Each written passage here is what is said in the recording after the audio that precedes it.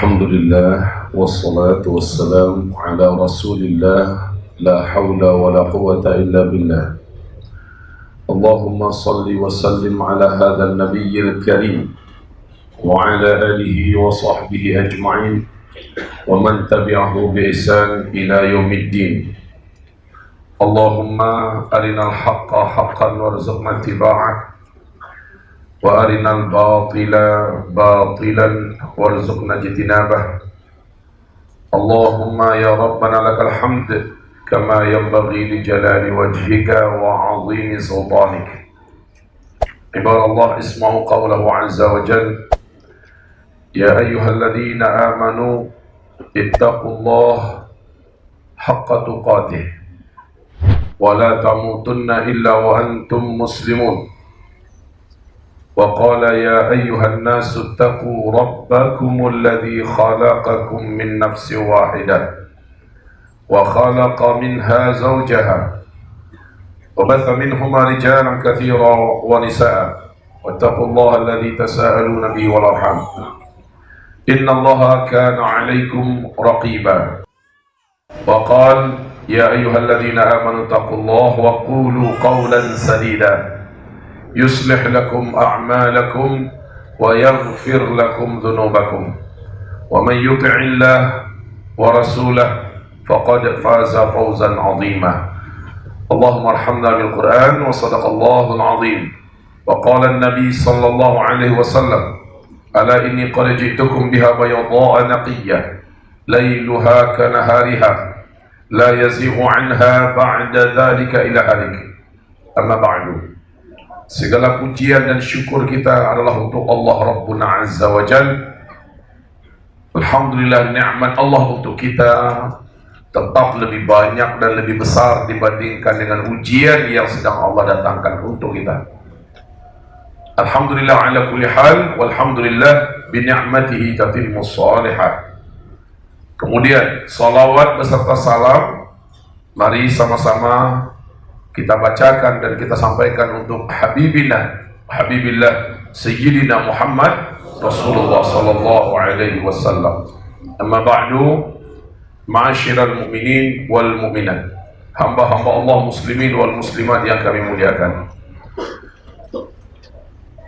Bersiap-siap menyambut fitnah besar yang sebentar lagi akan datang menimpa kita. Secara ringkas sampai jam 10 saya akan sampaikan sesi pertama, lalu saya ambil waktu 5 menit. Ada yang ingin saya ajak kita semua untuk beramal. Setelah itu kita lanjutkan sampai setengah 11 dan kita buka ruang tanya jawab. 10 menit kita berdoa kepada Allah Subhanahu wa taala dan kita aminkan bersama-sama insyaallah taala. Bapak-bapak dan ibu-ibu, hamba-hamba Allah yang kami muliakan, berikut ini saya sampaikan di whiteboard secara ringkas ya, secara ringkas. Siapa tahu di antara kita ada yang sama sekali belum pernah mengikuti kajian akhir zaman, atau ada yang pernah tapi sepotong-sepotong. Jadi saya sampaikan dengan singkat dulu.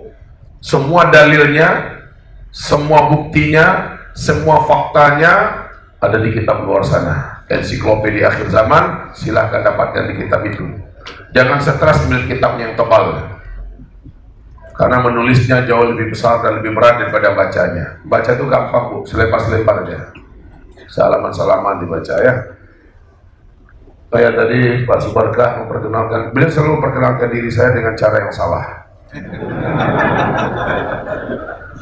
Bapak Ibu yang kami muliakan, saya ralat istri saya cuma satu, alhamdulillah, satu dari Aceh Barat, satu dari Jawa Barat, satu dari Sumatera Barat. Yang benar begitu ya, belum ada. Baik, kita lanjutkan. Lihat mana spidol kita ya. Untuk kepastian bahwa kita ini sudah di akhir zaman adalah ketika Nabi ditanya kapan kiamat, saya tidak tahu kata Nabi. Tapi ketika Nabi ditanya ada nggak tanda-tandanya bahwa kiamat itu sudah sangat dekat, ada kata Nabi. Bila Arab mendadak menjadi kaya raya dan mereka saling berlomba-lomba membangun gedung-gedung yang tinggi-tinggi. Sekarang sudah terjadi kenyataan. Dan apabila Arab nanti penguasa Mekah Madinah sudah membuka musik diadakan di negeri ini. Apabila bioskop-bioskop sudah dibuka, penyanyi-penyanyi wanita sudah didatangkan. Sekarang terjadi di zaman kita di Mekah Madinah. Apabila terjadi perkelahian 3 orang pangeran memperebutkan kekuasaan Mekah Madinah, tinggal nunggu Raja Salman meninggal saja lagi. 3 orang pangeran sudah siap untuk saling berkelahi dengan menggunakan militer mereka, senjata mereka dan semuanya untuk perebutan kekuasaan. Baik, bukti bahwa kita ini sudah di ujung zaman apabila Arab sudah turun salju di sana. Sejak 2009 sampai sekarang saljunya sudah setinggi 1 meter. Sangat banyak tanda-tanda yang ingin saya sampaikan, tetapi secara globalnya begini. Secara globalnya, Rasul dalam hadis riwayat Imam Ahmad, hadis ini sahih, mengatakan bahwa sejak saya diutus, kalian seluruhnya nanti akan menjalani 5 fase sejarah. Fase yang pertama adalah fase nubuah. Umat Islam langsung dipimpin oleh Nabi Muhammad SAW. Lamanya adalah 23 tahun. Fase ini telah berakhir dengan wafatnya Nabi Muhammad. Lalu kalian masuk fase yang kedua. Fase kedua ini umat Islam dipimpin oleh para sahabat-sahabat Nabi dengan cara Nabi Muhammad memimpin. Disebut dengan fase Khulafa'ur Rasyidin ala minhajin nubuwah. Inilah fase khilafah. Lamanya fase ini adalah 30 tahun. Fase ini telah berakhir. Lalu setelah itu kalian masuk pada fase ketiga, kata Rasulullah. Fase ketiga, umat Islam dipimpin oleh para khalifah yang menggunakan sistem kerajaan. Ini fase ketiga yang diterapkan dalam khilafah dengan sistem kerajaan ini tetaplah Al-Quran dan Sunnah dalam pemerintahannya. Dan ini berlangsung selama 1227 tahun. 3 fase ini Islam memimpin 2/3 dunia. 2/3 dunia dipimpin oleh Islam. Setelah itu kalian masuk pada fase keempat. Nah, ini fase keempat.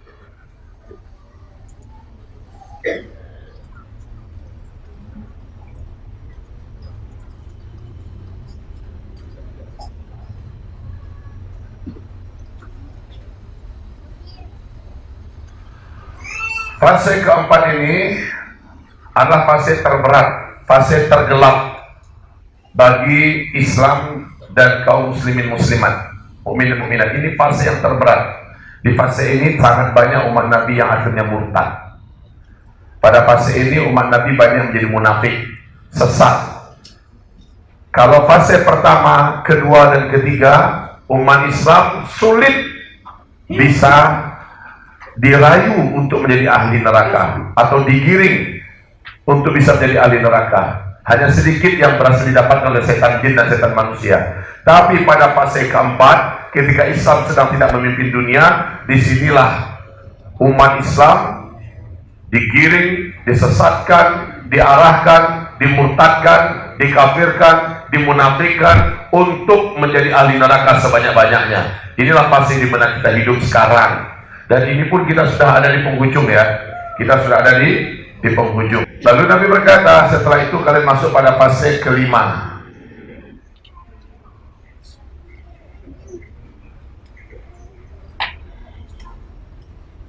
Nah, fase kelima ini Nabi mengatakan kalian akan memimpin dunia kembali 100%. 100% dunia ini dipimpin lagi oleh Islam. Dan kalian memimpin dunia ini nanti dengan sistem khilafah, konsep kenabian. Khilafah ala minhajin nubuwah. Hadis ini sahih riwayat Imam Ahmad. Maka pada masa ini Bapak Ibu, kita akan menyaksikan terjadinya tanda besar kiamat yang ke-7. Sekaligus ini menjadi penutup fase kelima. Apa tanda besar kiamat yang ke-7? Tanda besar kiamat yang ke-7 yaitu angin yang lembut lagi sejuk. Angin ini berbau wangi kasturi. Datang dari sebelah timur. Di hadis yang lain Nabi mengatakan datang dari Yaman.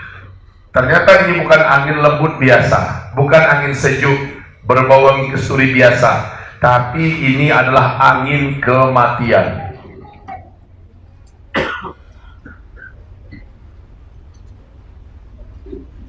Ya, inilah angin kematian. Siapa yang mati karena angin ini? Hanya khusus orang Islam yang ada iman di dadanya. Sekalipun imannya hanya seujung kuku, maka angin lembut ini akan sampai pada orang tersebut. Sekalipun orang itu ada di gunung, ada di gua, ada di lembah, ada di pulau, di mana saja, angin ini dengan cepat membungkus bumi. Maka ketika orang Islam yang ada iman di dadanya itu tersentuh oleh angin ini, terhirup olehnya angin tersebut, di tempat itu saat itu juga dia langsung tergeletak meninggal dunia. Serentak satu muka bumi, orang Islam yang ada iman di dadanya meninggal dunia. Maka saya katakan ini dengan sebutan finish, artinya berakhirlah keberadaan orang Islam, umat Nabi Muhammad.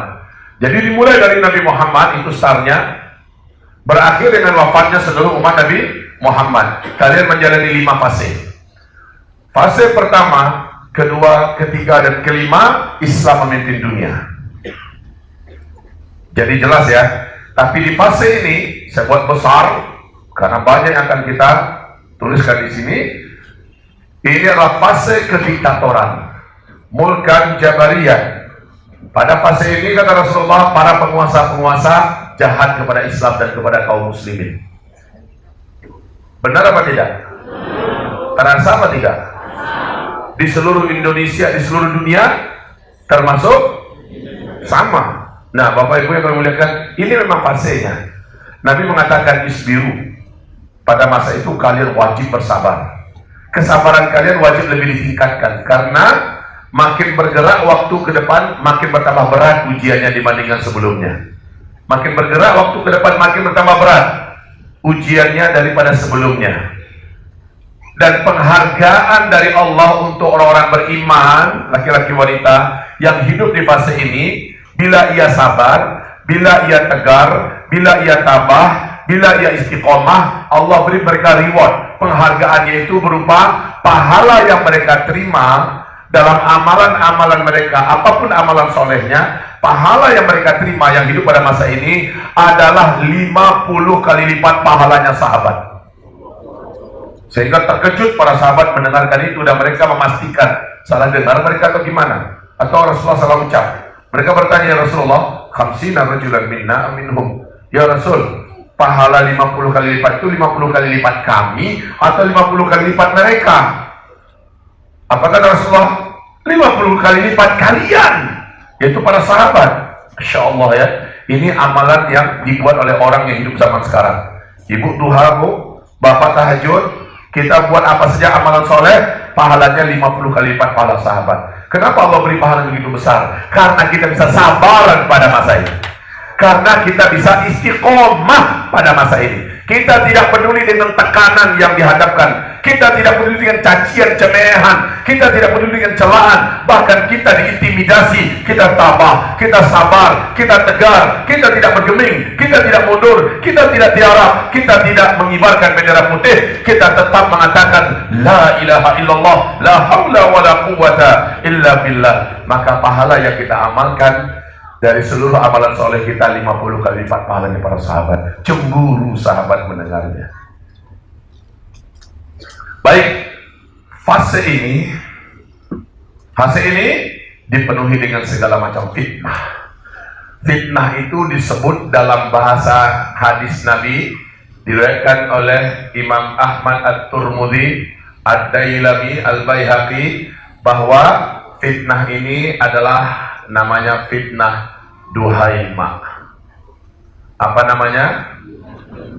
Fitnah Duhaimah. Ustaz, apa yang maksud dengan fitnah Duhaimah, Ustaz? Fitnah Duhaimah adalah fitnah yang gelap gulita seperti potongan-potongan malam yang berlapis-lapis. Ini fitnah Duhaimah. Ujung atau akhir fitnah Duhaimah ini adalah munculnya tanda besar kiamat nomor 2. Inilah dia tanda besar kiamat yang terberat bagi seluruh umat manusia, khususnya umat Nabi Muhammad. Tanda besar kiamat yang kedua adalah akhir fitnah Duhaimah. Dianya munculnya Dajjal laknatullah alaih. Dajjal muncul, maka inilah puncak dari fitnah Duhaimah. Fitnah Duhaimah ini adalah fitnah yang targetnya membuat umat Nabi Muhammad menjadi ahli neraka. Sesat, murtad, musyrik, munafik, kafir, ya. Ini yang disebut dengan fitnah Duhaimah, berlapis-lapis. Dia menyerang kita melalui politik, dia menyerang kita melalui media, menyerang kita melalui pendidikan, menyerang kita melalui budaya, menyerang kita melalui ekonomi, menyerang kita melalui obat-obatan, kesehatan, menyerang kita melalui pakaian, menyerang kita melalui hiburan, menyerang kita melalui makanan minuman, menyerang kita melalui banyak sekali serangan yang dihadapi berlapis-lapis. Ya, targetnya, dan juga menyerang kita melalui kolonialisme, penjajahan, pemiskinan, dan bahkan sampai ketika pemaksaan kehendak. Ditangkap kita, disiksa kita, dipaksa murtad, dan bahkan dibunuh. Benar-benar luar biasa ini. Fitnah pada masa fase keempat disebut dengan fitnah Duhaimah. Puncaknya adalah Dajjal keluar, dan Dajjal ini menawarkan kepada kita dunia atau memberikan kepada kita kematian. Bapak Ibu pilih mana? Dunia atau kematian? Yang benar. Yakin? Ngomong sekarang aja itu. Nanti kita buktikan. Karena ini tak lama lagi keluar. Inilah fitnah terbesar. Ini fitnah-fitnah besar. Fitnah terbesarnya Dajjal keluar. Pembuktian itu nanti. Sepertinya saat itu saya sudah tidak ada.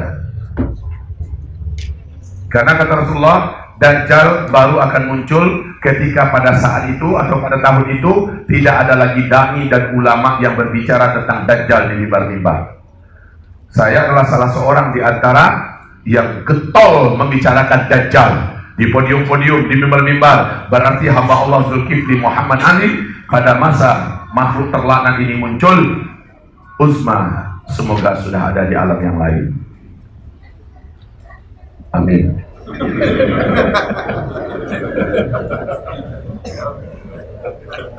Tega, Pak. Ibu dengar nama istri saya sedih. Mak, suamiku diaminkan mati cepat. Baik, karena sifatnya ini saya ringkas, saya tidak mau berpanjang-panjang. Sebelum Dajjal keluar, ada fitnah lagi, yaitu kelaparan. Akibat apa kelaparan? Akibat kemarau ekstrim 3 tahun berturut-turut. Kemarau ekstrim ini diapit oleh tanda besar kiamat yang pertama. Ini tanda besar kiamat yang pertama. Memang puas nulis di papan tulis yang besar nih. Ada sebagian tempat cuma rami, lapangannya luas, papan tulisnya seperlapan ini, dari sini ke sini. Saya katakan terima kasih, alhamdulillah papan tulisnya besar sekali, dan saya akan menyesuaikan tulisan saya sebesar papan tulis yang ada. Udah, kita kayak nulis di anu saya. Kalau macam ini puas saya, alhamdulillah. Sering-sering undang saya kemarin karena papan tulisnya besar. Ini pengumuman bagi saudaraku yang undang saya, papan tulisnya harus besar ini. Ya, kalau papan tulisnya kecil itu menjadi prioritasnya 20%. Ya, papan tulisnya harus besar. Baik, jadi ini adalah tanda besar kiamat yang pertama, yaitu bumi gelap gulita dibungkus oleh debu dan asap. Selama 40 hari 40 malam gelap gulita itu. Nah, kejadian gelap gulitanya bumi 40 hari 40 malam karena debu yang teramat sangat tebal berterbangan di atmosfer bumi kita bersatu dengan asap yang juga sangat tebal, disebut dalam Al-Quran sebutannya dan juga dalam hadis dukhan. Ya, kenapa terjadi tebalnya kabut bersatu dengan asap sehingga bumi ini gelap? Orang tak bisa membedakan kapan siang dan kapan malam, sehingga waktu sholat kata Rasul kalian kira-kirakan saja lagi. Ini sholat waktu zuhur, ini sholat waktu asar, main kira-kira. Karena orang melihat jam tak akan pernah bisa. Jangankan jam untuk dilihat. Telapak tangan kamu dekatkan ke wajah seperti ini, lam yakad yaraha. Kamu tak akan mampu melihat, padahal itu siang bolong, jam 12 siang, tak mampu melihat. Saking tebalnya partikel-partikel debu yang berterbangan bersatu dengan asap. Kemarin saja di Jambi, kebakaran hutan Jambi, jam 11 pagi udah kayak tengah malam, ya kan? Jalan raya itu harus pakai lampu sorot, itu pun masih gelap. Itu baru asap. Bagaimana bersatu dengan debu? Dari mana dihasilkan debu dan asap ini? Maka dalam hadis dengan sanad yang jayyid, Nabi mengatakan, kalian nanti di akhir zaman akan mengalami hantaman meteor. Jadi meteor inilah yang menimbulkan terjadinya dukhan, ya, ini meteor. Apa ciri-ciri meteor ini akan menghantam bumi? Rasul bersabda, jika penguasa Hijaz, yang di dalamnya ada Mekah, Madinah, berarti Arab Saudi sekarang, jika mereka sudah kecanduan dan gila-gilaan dengan musik. Sekali lagi saya katakan, sejak 3 tahun yang lalu, Arab Saudi sudah tergila-gila dengan musik, konser-konser musik raksasa mereka buat. Yang kedua, jika penyanyi-penyanyi wanita di tengah-tengah kalian dan bahkan diundang berdatangan dan kalian menyaksikannya. Baru-baru ini di Jeddah, di Riyadh, bahkan di Madinah diadakan konser-konser musik. Diundang penyanyi-penyanyi dari Eropa, bahkan dari India, K-pop, K-pop. Ya, Korea itu. K-pop. K-pop. Apa pula ibu ya? Iya.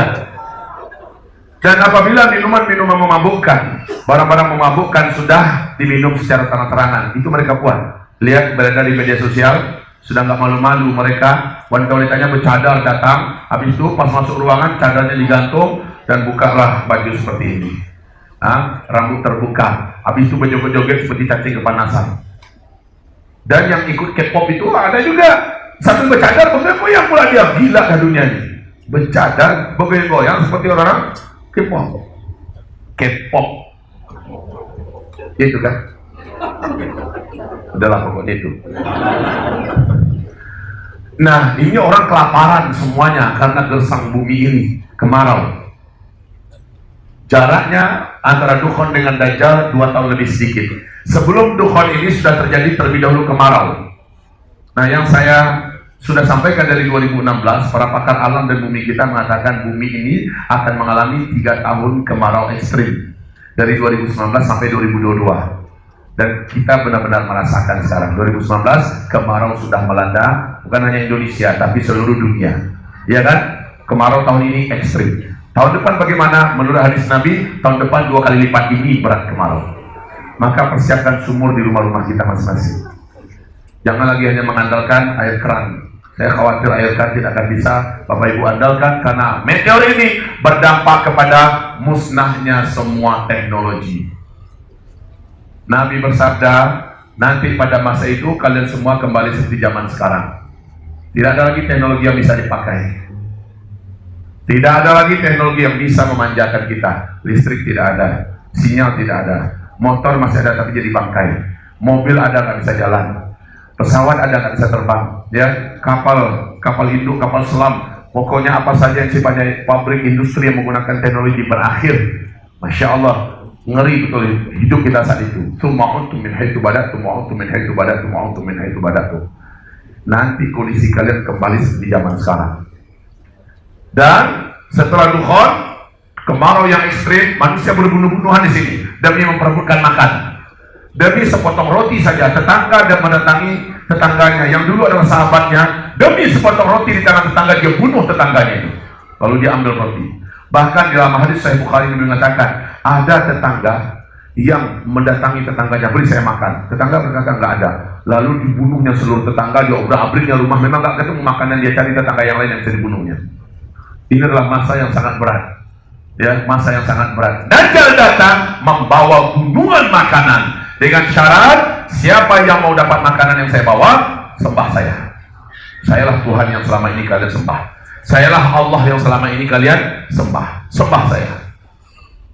Kata Rasulullah, 2/3 penduduk bumi nanti percaya bahwa Dajjal adalah Tuhan. Di samping itu Dajjal mampu mengatrasikan sihir yang maha sempurna kuatnya. di mana langit dia robah, bumi dia sulap, ya, bahkan yang di kuburan pun dibangkitkannya. Maka orang-orang pun benar-benar yakin dan percaya itu adalah Tuhan. Yang paling banyak mengikuti Dajjal daripada kalangan umatku adalah kaum wanita. Ibu wanita, Bu? Ya, berarti yang dimaksud itu adalah kaumnya ibu, jenisnya ibu. Semoga ibu yang ngaji ini enggak. Saya khawatirnya yang nggak ngaji karena mereka nggak tahu trik-trik tipu daya Dajjal dan bagaimana cara menyelamatkan diri dari Dajjal. Jadi nanti saya agak sedikit lebih fokus di sini. Saya ulang balik nanti nggak apa-apa. Tapi bahaya terbesar dari seluruh bahaya yang pernah ada bahkan sejak bumi diciptakan adalah Dajjal ini. Sementara Dajjal, seluruh tanda-tanda kemunculan Dajjal di zaman ini sudah lengkap. Kenapa Ustaz mengatakan sudah lengkap? Apa saja tanda-tandanya Ustaz? Di dalam hadis dari Imam Muslim. Hadis ini digelari oleh para ulama di hadis dengan sebutan hadis Al-Jassasah. Diceritakan oleh Fatimah binti Qais. Hadis ini lakonnya ada 3. Rasulullah, Tamim Ad-Dari, dan Dajjal. Jadi Tamim Ad-Dari bercerita, saya masih beragama Nasrani katanya. Saya seorang kapten kapal. Saya membawa kapal di Laut Yaman. Lalu Laut Yaman ini mengamuk, ombak yang tinggi setinggi-tinggi bukit. Hujan lebat, langit gelap, angin kencang. Kami tidak mampu mengendalikan kapal. Lalu kami terdampar di sebuah pulau di tengah Laut Yaman yang kami belum tahu. Kami tunggu matahari terbit. Lalu setelah itu, setelah matahari terbit, kami turun dari kapal, kami masuk ke dalam pulau. Kami dikejutkan dengan munculnya di hadapan kami seekor binatang berkaki 4 bertubuh besar dan tinggi. Bulunya sangat lebat dan tebal, warna bulunya hitam. Saking tebal bulunya kami tak mampu membedakan mana kepala dan mana bagian pantatnya. Binatang itu bertanya pada kami, apakah kalian datang dari Arab? Mendengarkan dia bicara dengan kami lari terkencing-kencing saking takutnya, karena kami pikirnya setan betina yang akan membunuh kami. Hanya 1-2 kali genjotan, binatang itu sudah berada di depan kami kembali. Dan dia berkata, saya tak akan menyakiti kalian. Saya adalah mata-mata yang sudah lama di pulau ini. Saya adalah Al-Jassasah. Apakah kalian dari Arab? Kami menjawab, benar kami dari Arab. Bagus. Di kuil tua sana, ada seorang lelaki yang sudah lama menanti orang Arab masuk pulau ini. Kalian datangi dia dan jawab semua pertanyaannya. Dia butuh informasi dunia terkini. Kami pun lari ke arah kuil tua yang diisyaratkan oleh binatang Jassasah ini. Kemudian kami pun sampai di kuil tua itu. Mata kami terbelalak, mulut menganga menyaksikan pemandangan yang tidak pernah kami saksikan. Seorang lelaki bertubuh gempal dan songkot kuat, ya. Kalau kata orang Padang, badagok-dagok, bakatak-katak badannya, ya. Muscle man, kuat sekali, full daging. Laki-laki ini sedang tergeletak di lantai, kedua kakinya terikat rantai besi yang besar dan berat. Tangannya terikat rantai besi yang besar dan berat, dan menyambung ke lehernya menjadi belenggu. Dan dia berkata, saya tak akan bisa menyakiti kalian. Kekuatan saya dan fisik saya sedang dibelenggu oleh Allah. Apakah kalian datang dari Arab?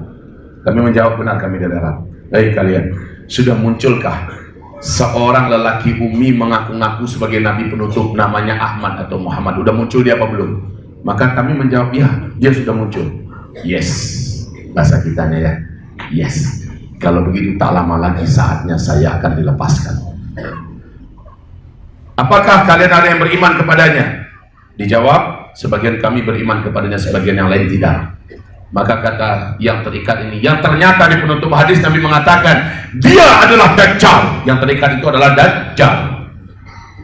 Nah, dia bertanya, dijawab, apa katanya? Beruntunglah orang yang percaya dengan si Ahmad itu, karena yang dia katakan adalah benar. Dia adalah lelaki yang benar. Kata-kata Dajjal ini berpengaruh kepada Tamim Ad-Dari yang menyebabkan dia ketika kembali ke Arab, dia datang ke Madinah, dia bersyahadat di depan Nabi Muhammad SAW. Nah, pertanyaannya dijawab. Dia bertanya tentang 3 keadaan alam di negeri Palestina.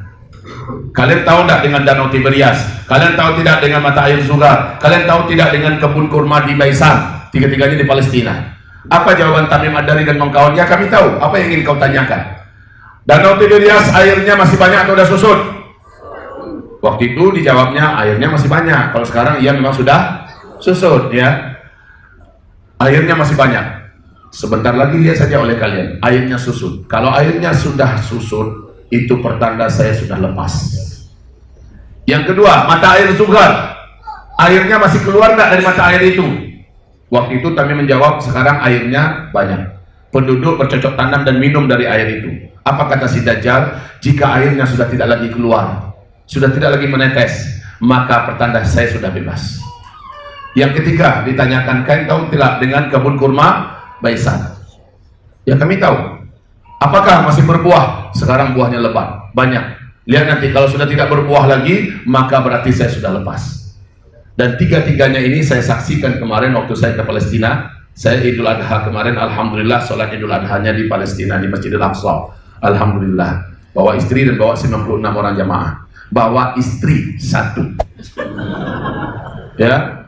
Kemudian saya saksikan langsung dari dekat. Kami bawa sampan atau kapal di atas Danau Tiberias. Bagaimana susutnya danau itu. Lalu kebun mata air Sugar, satu tetes pun sudah tidak mengeluarkan air sudah 2 tahun ini. Ya, kebun kurma di Baisan, ya, kondisi kebun kurma itu saya merasa tidak percaya itu yang saya lihat. Mata ini tidak bisa diingkari apa yang sudah saya saksikan, Masya Allah. Makanya saya berani mengatakan Dajjal ini sekarang saya sangat yakin dia sudah lepas. Nabi berkata antara dia lepas dengan dia muncul ke permukaan ke tengah-tengah manusia ada jarak rentang waktu. Dia baru menampakkan diri dengan kemarahan yang sangat ketika kaki tangannya sudah dimusnahkan dan dikalahkan. Siapa kaki tangan Dajjal? Israel, Amerika, PBB. Siapa penyambung lisan dan siapa yang selama ini bergerak di muka bumi menjalankan misi-misi Dajjal? Illuminati, Freemasonry. Inilah hamba-hamba Dajjal ini semua. Program besar mereka The New World Order. Dan ini seluruhnya akan dikalahkan oleh sosok keturunan kandung Nabi Muhammad yang akan muncul setelah Tuhan. Siapakah namanya? Dan inilah kelak yang akan memimpin di fase kelima. Namanya adalah Imam Al-Mahdi. Pernah dengar nama ini? Ini nanti dia akan muncul. Ini keturunan kandung Rasulullah SAW dari Hasan bin Ali ya. Imam Al-Mahdi ini akan muncul. Dan kata Rasulullah ketika Al-Mahdi nanti muncul, kalian semua akan berperang di belakangnya sudah menggunakan pedang, tombak, panah. Dan kendaraan kalian pada masa itu adalah kembali memakai kuda. Makanya saya yakin Al-Mahdi muncul setelah Dukhan. Karena Dukhan diakibatkan oleh meteor. Meteor inilah yang menghantam, yang menyebabkan berakhirnya semua teknologi. Oleh sebab itu saya yakin sekali Al-Mahdi munculnya setelah hantaman meteor. Oh, kita di sini bertanya, Ustaz, bagaimana cara kami tahu bahwa Al-Mahdi sudah muncul? Ya gampang banget. Meteor menghantam bumi, berarti Al-Mahdi muncul setelah itu. Selesai. Ya kan? Baik, hamba-hamba Allah yang memuliakan. Ustaz, ada nggak peluang Al-Mahdi duluan yang muncul? Bisa jadi. Bisa jadi. Tapi saya agak kecil keyakinan saya di sini. Dari mana Ustaz mengatakan bisa jadi? Karena kata Rasulullah, seorang laki-laki akan dikejar oleh 300 orang pasukan yang dikirim dari Suriah oleh raja yang sangat ganas dan sangat jahat pada masa itu. 300 orang ini mengejar laki-laki yang ada di Madinah, dan dialah nanti akan menjadi Al-Mahdi ya. Dirinya tahu bahwa dirinya dikejar untuk dibunuh, maka para ulama dan orang-orang setia bersamanya mengajaknya lari ke Mekah. Ketika mereka lari, yang mengejar sampai dalam bahasa hadis yang mengejar itu pasukan infanteri, Pak. Bukan pasukan berkuda, pasukan berjalan kaki. Sampainya yang mengejar di Madinah, diobrak-abriknya kota Madinah. Dipukul, disiksanya rakyat dan kaum muslimin di Madinah agar mengaku di mana orang dengan ciri-ciri ini, yang fotonya seperti ini. Semua orang tidak tahu, dan yang tahu mengasih tahu bahwa dia sudah pergi ke Mekah. Mengejarlah mereka 300 orang ini. Sementara Al-Mahdi yang dikejar sudah masuk kota Mekah. Yang mengejar sampai di Al-Baidah. Tahu Al-Baidah? Al-Baidah ini sebuah kota kecil perbatasan Mekah dengan Madinah. Sesampainya mereka di kota Al-Baidah, kata Rasulullah, berguncanglah bumi Al-Baidah, gempa besar, terbelah bumi itu, terbelah, semua bangunan, semua apa yang ada di kota Al-Baidah itu tenggelam masuk ke dalam, penduduknya masuk ke dalam bumi. 300 orang yang mengejar itu, 299-nya tenggelam, cuma satu yang tersisa hidup. Satu ini langsung mengabarkan kepada dunia bahwa pasukan bahwa mereka ditenggelamkan di Al-Baidah. Nah, dengan itu tahulah orang sedunia bahwa Al-Mahdi sudah muncul. Nah, sementara yang di Mekah mendengarkan Al-Baidah tenggelam, yakinlah ulama-ulama yang sudah ada di Mekah bahwa sosok yang paling dinanti-nanti sudah ada di Mekah. Dengan cepat diketahui tempatnya yang dia sedang tawaf. Ditangkap oleh para ulama-ulama, lalu dipaksa untuk mau dibayar menjadi Imam Mahdi. Dan dia menolak, menunjukkan keberatannya. Sampai pada klimaksnya ulama mengatakan, demi Allah, jika engkau tidak mau menerima baiat kami, jika engkau tidak mau kami sumpah menjadi Imam Mahdi yang memimpin kami, demi Allah, dosa seluruh para penjahat dan orang-orang zalim sedunia engkau yang tanggung. Maka bertanyalah Imam Mahdi ini, kenapa saya menanggung? Karena kata Rasulullah, hanya Imam Mahdi lah yang mampu menghentikan semua kezaliman yang ada di bumi. Hanya Imam Mahdi lah yang mampu menghentikan semua kekacauan yang ada di muka bumi. Jika engkau tidak mau, maka engkau tanggung dosa mereka semua. Laki-laki itu berkata, jika demikian berilah saya waktu. Satu malam ini saya akan berdoa dan bermunajat kepada Allah Rabbku. Maka dikepung dia oleh ulama dan para pemuda-pemuda yang kuat-kuat. Dikawal supaya jangan lari. Dan memang semalam itu dia menangis meminta kepada Allah petunjuk bagaimana dan apa yang harus dilakukan. Dia nggak ngerti apa-apa. Kata Rasulullah, sang Al-Mahdi ini sebelum dinobatkan menjadi Al-Mahdi, dia adalah seorang lelaki yang memiliki akhlak mirip denganku akhlaknya. Akhlaknya mirip dengan aku, kata Rasulullah. Tapi fisiknya beda dengan Rasul. Dia berwarna berkulitnya hitam, coklat kehitam-hitaman. Alisnya seperti ini, seperti bulan purnama, bulan sabit. Ya, hidungnya mancung. Tulang hidungnya lurus dan mancung. Di hidung kayak kita nggak bisa. Dahinya lebar, rambutnya ikal dan pirang sebahu, pirang rambutnya. Kemudian jenggotnya hitam sedada, jenggot teroris. Jenggotnya tebal sedada. Ya, bahunya lebar, dadanya bidang. Ya, dadanya bidang dan punya bulu-bulu lembut di dadanya. Dan perutnya suspek, datar bakata-kata, bapeta-peta, cakep. Kalau rambut bongprung musibah tidak bisa, karena perutnya harus bagus. Ya, dia tidak terlalu tinggi dan tidak pendek, dan dia tidak fasih melepaskan huruf ro. Bibir atas bibir bawahnya sama tebalnya, enak dilihat. Giginya rata, nggak ada yang giginya nonggeng ke depan boneng atau yang mundur ke belakang nggak rapi, nggak ada. Satu gigi dan gigi yang lain bisa dimasukkan sele benang. Ciri-ciri fisik itu beda dengan ciri fisik Nabi. Dia hanya mirip dengan aku akhlaknya, tapi tidak mirip dengan aku face-nya, tubuhnya. Laki-laki ini minta izin berdoa malam itu. Maka kata Rasulullah, fa aslahahullahu fi lailah. Dalam satu malam itu Allah langsung mengupgrade dia. Yang nggak ngerti tentang politik, langsung Allah masukkan kemampuan politik yang sempurna. Yang nggak ngerti masalah perang, bagaimana menghadapi perang, bagaimana mengalahkan musuh-musuh dalam perang, bagaimana menyelesaikan masalah-masalah, Allah masukkan langsung dalam satu malam itu. Fa aslahahullahu fi lailah, sehingga dia tahu terang benderang olehnya apa yang akan dilakukan. Ya, yang nggak ngerti masalah ekonomi, bagaimana mengembalikan ekonomi dunia yang carut marut dan hancur lebur, maka langsung Allah masukkan kemampuan. Dia mengerti bagaimana cara menyelamatkan kembali ekonomi dunia yang sedang hancur-hancur. Yang apapun kemampuan yang layak untuk pemimpin terbesar seluruh dunia di akhir zaman, Allah masukkan kepadanya. Fa aslahahullahu fi lailah. Dalam satu malam saja dia benar-benar sudah sempurna. Besoknya di waktu duha, para ulama mendesaknya dan dia mengangguk menerima untuk dibaiat. Akhirnya dia pun dibaiat. Mendengar dia dibaiat, penguasa Arab Saudi, pemimpin Mekah Madinah mengerahkan pasukan untuk membunuh Al-Mahdi ini dan orang beriman bersamanya. Tapi sayang, Al-Mahdi ternyata begitu cepat menyebar bahwa dia sudah dibaiat. Orang-orang terbaik yang ada dengan cepat merapat kepadanya dan berbaiat, dan mereka pun membalas serangan, ya, menangkis serangan pasukan yang disiapkan oleh penguasa Mekah Madinah dan Arab Saudi. Dengan cepat mereka dikalahkan. Dengan cepat berita ini menyebar kepada seluruh dunia, maka orang terbaik di muka bumi berdatangan seluruhnya. Mungkin di antara kita ada di antara mereka nanti. Bisa jadi.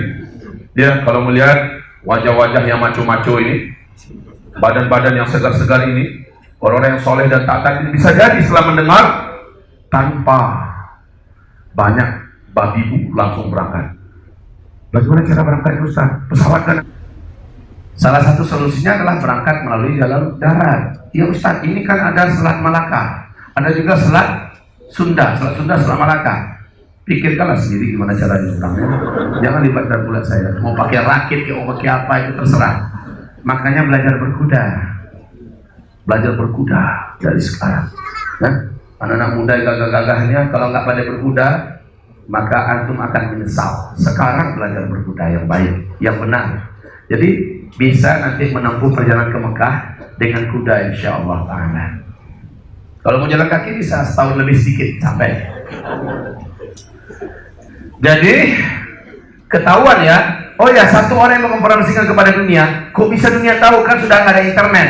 Makanya ada sedikit peluang Al-Mahdi itu muncul sebelum hantaman meteor. Buktinya dengan cepat berita Al-Mahdi di Banyak sudah menyebar ke seluruh dunia. Berarti menggunakan internet, WhatsApp, segala macamnya, entahlah ya. Tapi yang pasti, yang hadisnya sahih, Nabi berkata kalian akan berperang di belakang Al-Mahdi menggunakan pedang, menggunakan tombak. Berarti setelah hancurnya teknologi. Oke. Tak lama kemudian, lebih kurang 2 tahun, Dajjal pun lepas. Dajjal pun muncul, maksud saya. Kalau lepas sudah sekarang, insya Allah. Dajjal pun muncul ke permukaan. Maka Dajjal dengan cepat mengelilingi seluruh kota-kota di muka bumi, termasuk ke Bintaro. Benar, Dajjal akan sampai kemari. Ibu tahu dari mana Dajjal sampai ke Bintaro? Tim ses Dajjal yang mengabarkan. Dajjal itu punya kaki tangan di seluruh kota-kota dunia. Sekarang saja kaki tangan Dajjal itu ada.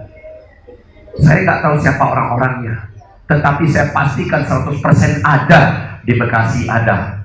Dan itu bukan orang-orang remeh, Bu. Orang-orang yang elit-elit, orang yang berfulus-fulus, orang yang punya pengaruh, orang yang punya kekuasaan, orang yang banyak. Sekarang ini banyak.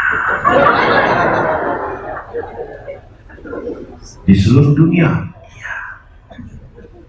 Termasuk di Bintaro. Banyak kaki tangan Dajjal. Kapan Dajjal datang? Dajjal datang hari Rabu ke Bintaro. Pusatnya di Anu, dari jam 8 sampai jam 10 aja. Siapa yang ingin menyaksikan Dajjal sambil mendapatkan keberkahan dari Dajjal, mendapatkan rezeki, makanan, minuman, segala macamnya, datang. Tunggu Dajjal.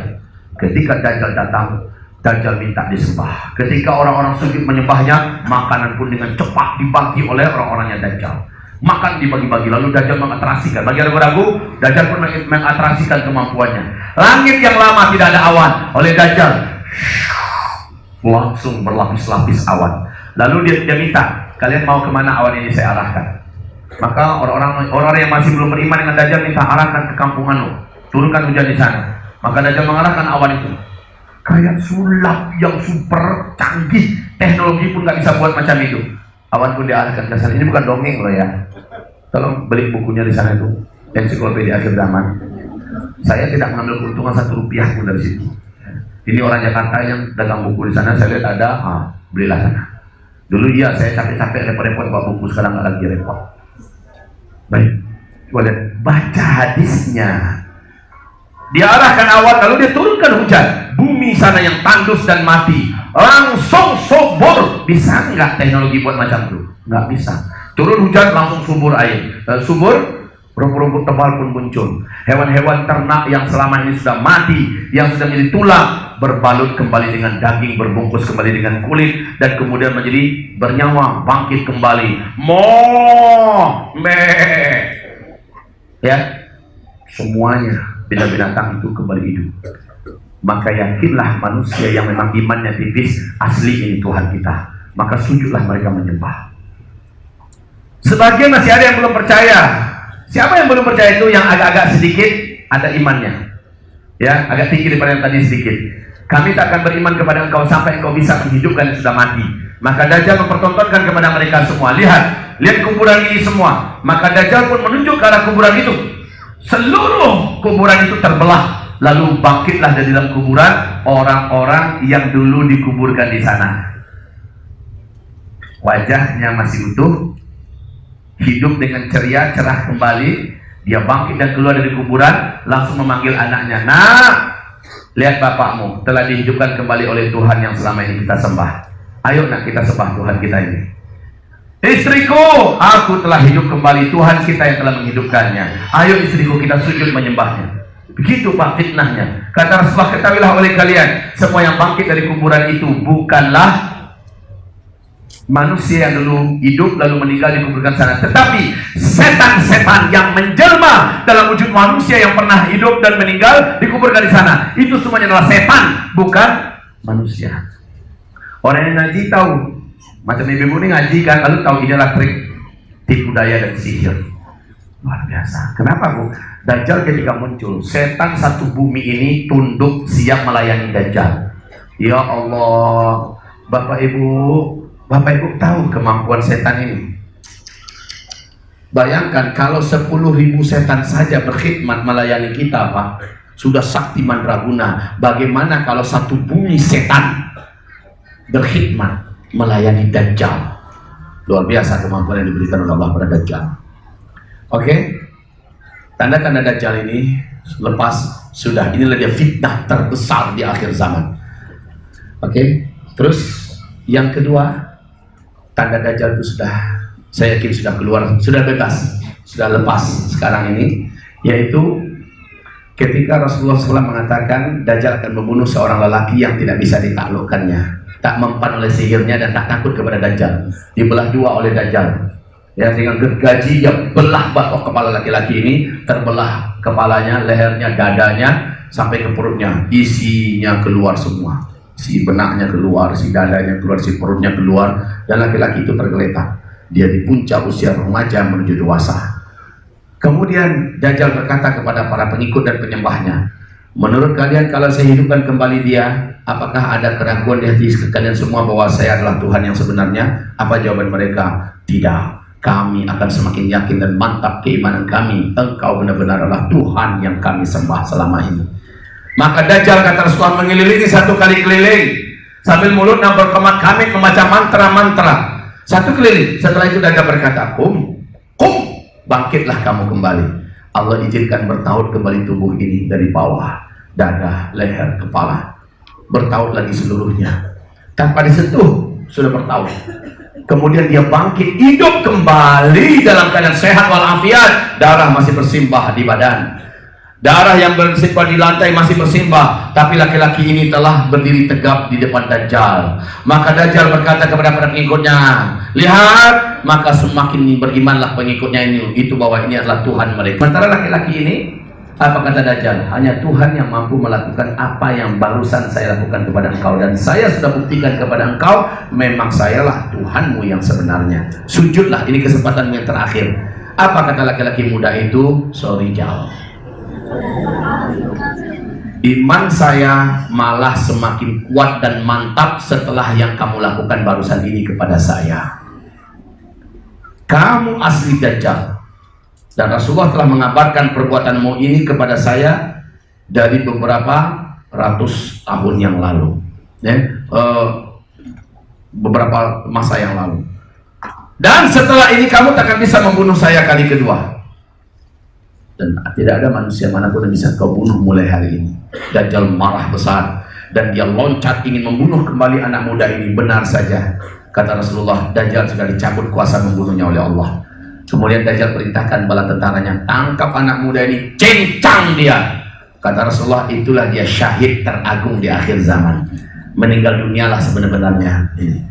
Nah sekarang wahai Bapak Ibu, seluruh channel televisi Arab memberitakan seluruhnya tanpa terkecuali berita menggemparkan dunia Arab, dan bahkan ada diantaranya masuk ke salah satu channel televisi Indonesia. Saya lupa itu waktu itu tahun 2004 ya. Sekarang masih ada di YouTube, yaitu berita telah lahir seorang bayi laki-laki di Palestina, dan bayi itu berbicara dalam bahasa Arab yang fasih. Hanya satu kali, setelah itu bayi itu normal seperti bayi-bayi pada umumnya. Saya langsung menonton di Qatar TV. Bahkan beberapa channel televisi Arab sudah diterjemahkan ke bahasa Indonesia, ya, dan saja di YouTube. Apa kata bayi itu? Ana rajulun sayaqtuluni Dajjal wala yaqtulu ba'di ahadan abada. Sayalah laki-laki yang nanti akan dibunuh oleh Dajjal. Setelah Dajjal membunuh saya, Dajjal tak akan mampu membunuh saya kali kedua, dan tidak ada manusia manapun akan dibunuh olehnya. Setelah dia bicara begitu, dia pun normal seperti bayi-bayi pada umumnya. Langsung bayi ini disembunyikan dan diselamatkan oleh kaumnya, oleh sukunya, dan dilindungi. Tokoh-tokoh masyarakat diwawancarai. syekh-syekh di kawasan Diwacari, mereka membenarkan itu semua. 2000 berapa tadi? 2004. Puncak usia remaja menuju dewasa. Dalam ilmu sosial, puncak usia remaja menuju dewasa itu berapa belas? 17 atau 8? Ambillah umurnya 18 tahun aja dulu. Jika 2004, sekarang udah 2019, maka usianya sekarang sudah 15 tahun. Berarti lebih kurang 2 tahun yang akan datang, lebih sedikit, anak muda ini sudah dibunuh oleh Dajjal. Maknanya Dajjal sudah gentayangan di muka bumi kita. Siap belum? Siap nggak siap loh ya? Dia nggak akan nunggu kita mau siap dulu baru dia muncul. Udah siap bu? Saya munculnya kan nggak ada dulu. Siap nggak siap? Persiapkanlah diri. Saya mengatakan begini salah nggak? Enggak. Umar bin Khattab sangat yakin Ibnu Sayyid adalah Dajjal. Ada nggak yang menyalahkan Umar bin Khattab? Nggak berani. Bunda Aisyah sangat yakin Ibnu Sayyid adalah Dajjal. Kalau saya mengatakan saya sangat yakin Dajjal sudah lepas, tanda-tandanya dari hadis yang sahih, di mana letak salahnya? Nggak ada. Baik Bapak Ibu yang kami muliakan. Terus yang ketiga, saya sangat yakin. Apa yang ketiga? Menjelang Dajjal keluar ada 3 tahun kemarau yang ekstrim melanda dunia. Dan ini sudah terjadi dari tahun sekarang. 2019 sampai 2022. 2019-2020 tahun pertama. 2020-2021 tahun kedua. 2021-2022 tahun ketiga. Pas 3 tahun berturut-turut. Dan kita sudah menyaksikan kemarau yang ekstrim. Ada yang tidak hujan-hujan 10 bulan, 11 bulan, bahkan di Makassar sudah setahun nggak hujan-hujan. Ya, di beberapa daerah di Jawa Barat, ya, bahkan di mana saya ceramah kemarin Pak?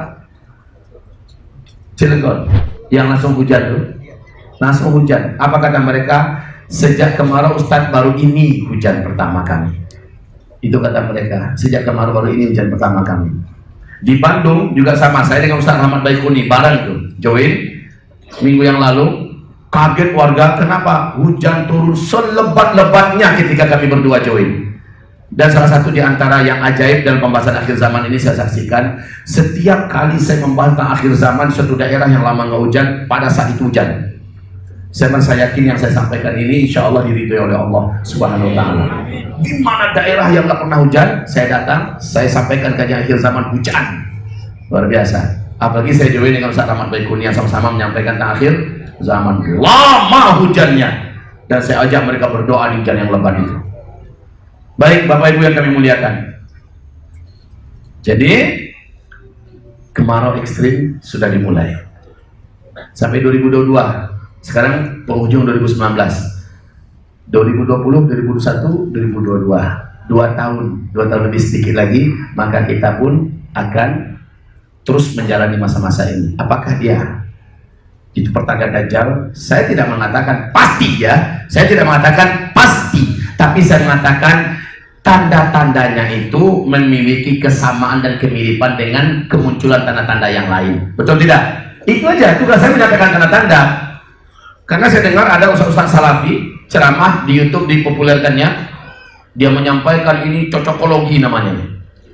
Tahu cocokologi, dicocok-cocokkan, maksain. Saya nggak maksain, saya hanya bacakan tanda-tanda.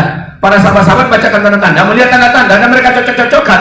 Ibnu Abbas sangat yakin bahwa meteor yang melesat ke bumi berarti besok Tuhan. Apa salahnya Ibnu Abbas? Dia mencocok-cocokkan tanda yang nampak dengan hadis Nabi. Saya melakukan hal yang sama. Saya kan nggak pastikan, saya hanya mengatakan ini tanda-tandanya, ini hadisnya dan ini yang nampak. Jika meleset, alhamdulillah. Jika tepat, kita mempersiapkan diri. Itu menurut saya orang-orang yang sedang ada masalah aja itu sebenarnya. Ya, bagi saya sih faman syaa falyu'min wa man syaa falyakfur. Siapa yang mau silakan imani, persiapkan diri. Yang nggak percaya silakan ingkari. Ya nanti kalau ada apa tanggung sendiri. Kan begitu. Nah, tanda keempat, saya sangat yakin bahwa Dajjal itu memang dekat sekali akan muncul ke tengah-tengah kita karena dia sudah lepas. Apa tanda keempatnya? Tanda keempat ini tidak ada di dalam Al-Quran, tidak pula dalam hadis, tetapi ini menjadi keyakinan umat Yahudi di Tauratnya, bahwa sang Mesias yang agung akan muncul memimpin umat Yahudi menguasai seluruh dunia. Mesias yang agung mereka maksud itu adalah Dajjal, Antikris, ya. Mereka mengatakan Dajjal baru akan muncul memimpin kita semua. Mesias Dajjal baru muncul memimpin kita semua, itu memimpin orang Yahudi katanya, apabila sudah disembelih seekor sapi betina berwarna merah, tidak ada sedikit pun cacat dalam warnanya itu, dan dia disembelih di atas bukit Zaitun. Itu keyakinan mereka. Saya, Bapak Ibu dan Ibu semua, Bapak juga bisa menyaksikan ulang kembali di YouTube. Channel televisi Israel telah memberitakan kepada dunia telah lahir seekor anak sapi betina di Israel berwarna merah. Dicek bulu demi bulu pakai kaca pembesar, tidak ada satupun yang tidak merah warnanya. Warnanya merah semua, murni. Lalu apa kata rabi-rabi Yahudi? Hampir 2000 tahun kami menanti kelahiran sapi betina ini. Sekarang baru lahir, akhir 2018. Menurut keyakinan mereka, di usia 3 tahun nanti sapinya akan disembelih di Bukit Zaitun. Kemarin waktu saya ke Masjidil Aqsa, di atas Bukit Zaitun itu kami buka bersama dengan seluruh jamaah yang saya bawa. Dan sudah dibuat oleh orang Israel di Bukit Zaitun itu tempat penyembelihan. Mereka sudah siapkan. Dan bukit itu sekarang sudah milik orang Israel, Pak. Berhadap-hadapan jaraknya 750 meter dengan Kubah As-Sakhrah, Masjidil Aqsa kita. Di situ saya sampaikan uraian tentang apa yang akan terjadi di sini. Orang yang untung kami pakai bahasa Indonesia, Pak, karena orang Israel pakai senjata lengkap. Saya menguraikan ini depan 96 orang jamaah. Saya katakan di sini akan disembelih nanti. Di sinilah nanti Dajjal itu akan syarat Dajjal itu muncul menurut mereka kalau disembelih. Dan sapi itu sudah lahir sekarang. Ya, 2 tahun yang akan datang, lebih-lebih sedikit sapi itu genap berumur 3 tahun disembelih.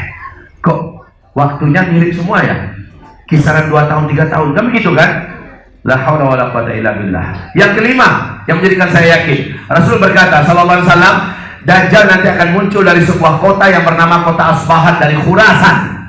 Dan kota itu saat itu adalah kota Yahudi. Dan sekarang majalah Timur Tengah, namanya majalah Asy-Syarqil Awsat, telah memberitakan kepada dunia bergambar, Pak, bergambar bahwa kota Asbahan yang di Khurasan itu ternyata adanya di Iran.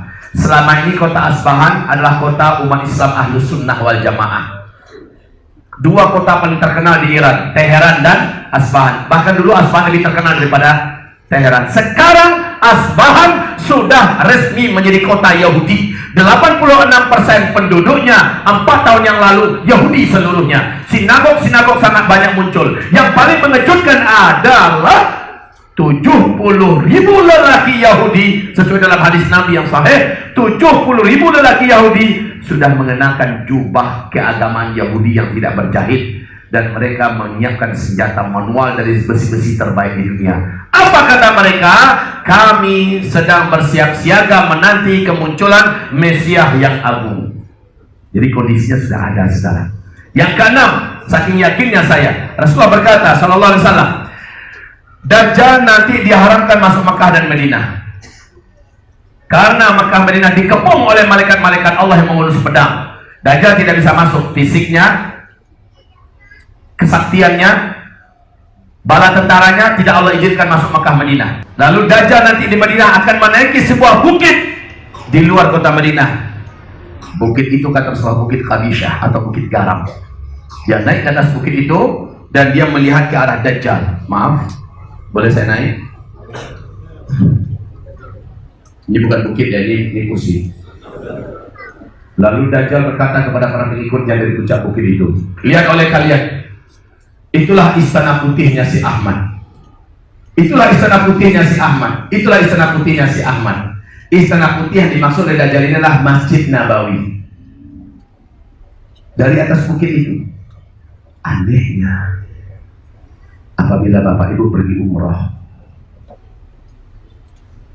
dari Jabal Uhud kelihatan ada sebuah bukit yang seluruh orang-orang Saudi, khususnya orang Madinah tahu, itulah dia bukit garam yang dimaksud Nabi. Itulah dia bukit Jabal Dajjal, bukit Dajjal menurut para ulama. Anehnya, di atas bukit itu oleh kerajaan Arab Saudi dibangun istana sekarang. Kalau bagi saya sih bukan aneh, bagi saya wajar, karena pemerintahan Arab Saudi yang ada ini adalah murni keturunan Yahudi. Pengakuan itu langsung Raja Faisal yang mengungkapkan di Washington ketika beliau kunjungan ke Washington. Dan di Washington Post dimuat itu pernyataan Raja Faisal, jangan ganggu orang Yahudi yang tinggal di Arab. Kita bisa hidup bertetangga, kita bisa hidup rukun dan aman damai. Kami adalah dari keturunan asli Yahudi. Itu kata Raja Faisal. Berarti Al Saud sekarang, keluarga besar Saudi sekarang adalah keturunan Yahudi. Sementara Rasul berkata ketika Dajjal muncul, Yahudi satu dunia akan menjadi pengikut setia Dajjal. Saudi ini akan menjadi pengikut Dajjal. Wajar Saudi akan memerangi Imam Mahdi nanti, ya kan? Paham sekarang? Kenapa tanda-tanda Dajjal itu banyak di Arab Saudi sekarang ini? Kenapa tanda polisi militer Arab Saudi? Coba lihat apa lambangnya? Mata satu itu mata Dajjal. Sangat banyak simbol Dajjal dipakai oleh Arab Saudi. Biar Bapak Ibu tahu. Nah, yang jadi keyakinan saya di tanda besar kiamat, di tanda kemunculan Dajjal itu adalah nomor 6 tadi, bahwa masjid yang dikatakan oleh Dajjal itu adalah istana putihnya si Ahmad. Suasana yang digambarkan oleh Rasulullah pada saat itu, lantainya masih pasir, tiangnya masih pohon kurma, atapnya masih daun pelepah kurma. Apaan yang kayak istana putih? Yang mirip istana putih ketika Dajjal keluar dan Dajjal menuju itu sekarang apa tidak? Sekarang apa bukan? Masjid Nabawi. Masjid Nabawi sekarang mirip dengan istana putih bentuknya, besar dan mewah, dan Dajjal menuju ke sana. Kalau saya mau tanya, saya mau sampaikan, banyak betul bukti-bukti Dajjal ini sudah sangat dekat dan sebentar lagi. Wahai Bapak Ibu yang kami muliakan, nasihat dan pesan saya, belum tentu Bapak Ibu akan masih hidup bersama dengan saya. Saya sudah sampaikan kepada istri saya, sudah sampaikan kepada mereka, kita hanya akan hidup sebentar saja lagi bersama. Dan kepada Bapak Ibu, ini tugas saya menyampaikan. Entah bagaimana cara Allah mewafatkan saya tidak tahu. Saya jujur saja sangat rindu berjumpa dengan Allah Subhanahu Wa Taala. Tapi selagi saya masih hidup, saya harus bantu menjelaskan kepada umat sebisa-bisanya. Dan saya harus bantu juga umat ini mempersiapkan di mana tempat-tempat mereka nanti berlindung, berkumpul bersama-sama di luar Mekah Madinah. Itu tugas saya sekarang, mengumpulkan umat Islam di perkampungan-perkampungan akhir zaman, biar umat yang beriman tidak dalam kondisi yang mudah diserang, mudah dihabisi, mudah dimuntahkan. Jadi perkumpulan akhir zaman atau perkampungan akhir zaman itu bagi saya salah satu tugas saya di akhir zaman ini. Ya.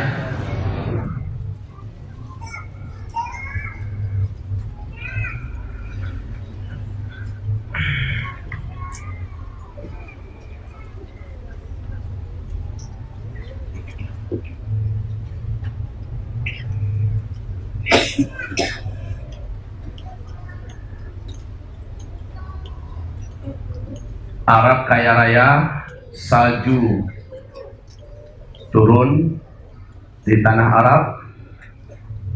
Ini yang sudah terjadi semua loh Bapak Ibu. Ada hadisnya ini kuat seluruhnya dan sahih, ya. Kemudian terjadi huru hara dan kekacauan di Arab, disebut dengan Arab Spring. Arab Spring, kekacauan huru hara di Arab, ya. Kemudian fitnah Syam, pembantaian umat Islam Ahlus Sunnah wal Jamaah di Syam. Syam itu di mana Bapak Ibu? Suriah, Palestina, Lebanon, Yordania. Sekarang makin pada puncaknya. Kemudian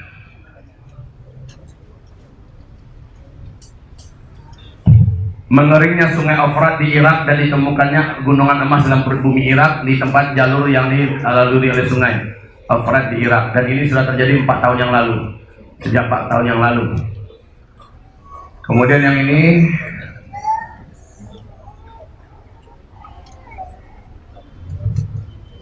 kesyirikan dipromosikan, dipublikasikan, dimediakan, tokoh-tokohnya dimuliakan di mana-mana di seluruh dunia. Bahkan juga undang-undang, hukum-hukum dan segala macam ini berbentuk kesyirikan, seluruhnya menjadi pakaian pembungkus dunia. Baik itu demokrasinya, baik itu liberalisasinya, kapitalismenya dan segala macamnya, seluruhnya sampai kepada dukun-dukun, ya, peramal-peramal bermunculan di sini menjadi artis-artis kesyirikan di mana-mana. Dan ingat, kesyirikan ini dosa terbesar dari seluruh dosa besar, itu adalah syirik. Menjelang Dajjal keluar, syirik membungkus dunia. Lanjut. Kemudian maksiat dan dosa dibuat di mana-mana, difasilitasi dan bahkan dilindungi. maksiat yang berbau kelamin, serta dosa-dosa dan kemungkaran lain-lainnya, maksiat dan mungkarat.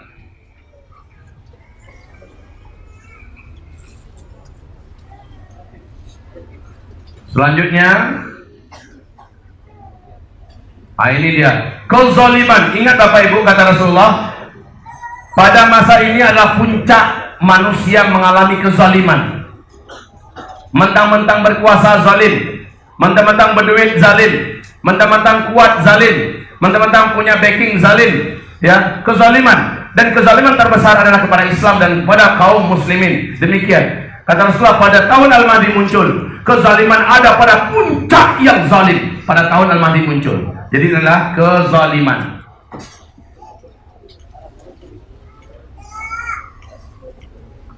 Dan Al-Mahdi muncul, Ad-Dajjal keluar. Di tahun-tahun bumi ini penuh dengan tipu daya. Tipu daya, ya, kecurangan ada di mana-mana. Jadi saya melihat apa yang terjadi, saya senyum-senyum lebar aja. Emang iya kok, emang zamannya curang, bohong, penipu segala macamnya. Emang iya ini zamannya. Ini memang zamannya tipu daya dan kecurangan. Di seluruh dunia tahun-tahun kecurangan. Kata Nabi, siapapun orang yang berpihak kepada penguasa yang zalim, penguasa yang curang dan suka menipu daya rakyatnya, dia bukan umatku, aku bukan nabinya. Di akhirat dia tidak boleh mendekati telagaku. Itu kata Rasulullah SAW. Ya. Kemudian ini adalah tahun di mana sangat banyak sekte-sekte sesat, aliran-aliran sesat diciptakan. Sekte-sekte sesat. Sekte-sekte dan aliran-aliran sesat diciptakan. Ingat sekali lagi, fase kapan ini memang diprogram oleh setan jin dan setan manusia memperbanyak calon pengikut api neraka, penghuni api neraka pada fase keempat. Jadi sekte-sekte dan aliran-aliran sesat. Pada fase keempat ini sangat banyak sekali umat Nabi Muhammad SAW yang murtad demi jabatan, murtad demi dunia, murtad demi kekuasaan, murtad demi fulus. Sangat banyak. Pada fase ini kemunafikan nyata membelah eksistensi umat Nabi Muhammad. Nabi mengatakan pada masa itu umatku akan terbelah menjadi dua belahan. Fustatu iman la nifaqa fih wa fustatu nifaq la iman fih. Pada masa itu kelompok umatku yang penuh dengan iman, tidak ada sedikit pun kemunafikan pada mereka. Sementara sebelah sini kelompok munafik yang tidak ada iman sedikit pun tersisa pada mereka. Umat Nabi mengalami ujian berupa terbelahnya mereka kepada dua belah besar, munafik dan mukmin haqqan. Ini perlu saya garis bawahi. Munafikin.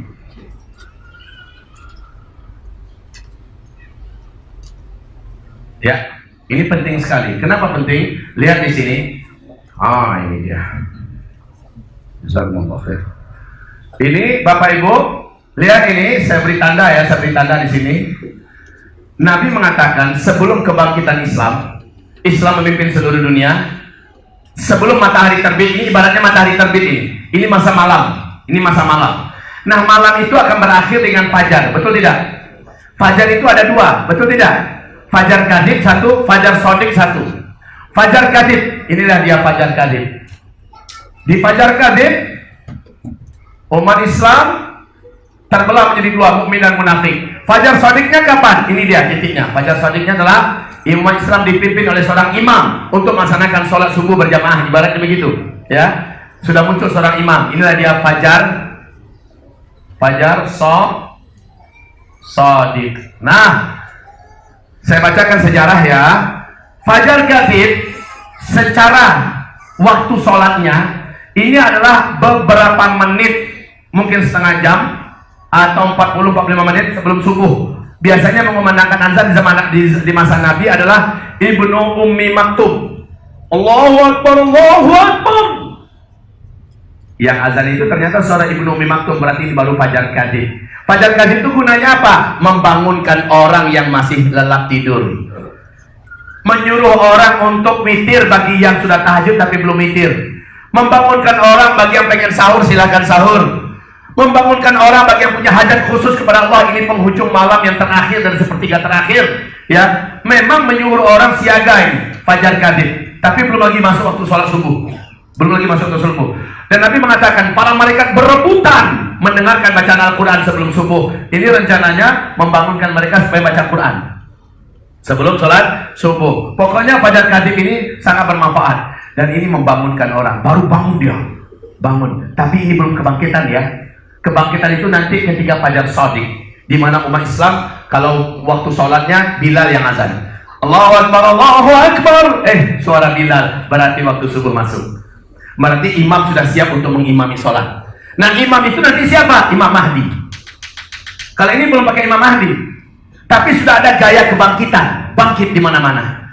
Namun kebangkitan ini akan membawa terbelahnya umat Nabi kepada dua bagian. Dan Rasulullah berkata, sebelum Dajjal keluar, ingat ya, fitnah Nuhaimah ini ujungnya adalah Dajjal. Sebelum Dajjal keluar, akan terjadi terlebih dahulu pembelahan umat kepada mukmin dan munafik. Saya gambarkan kepada Bapak.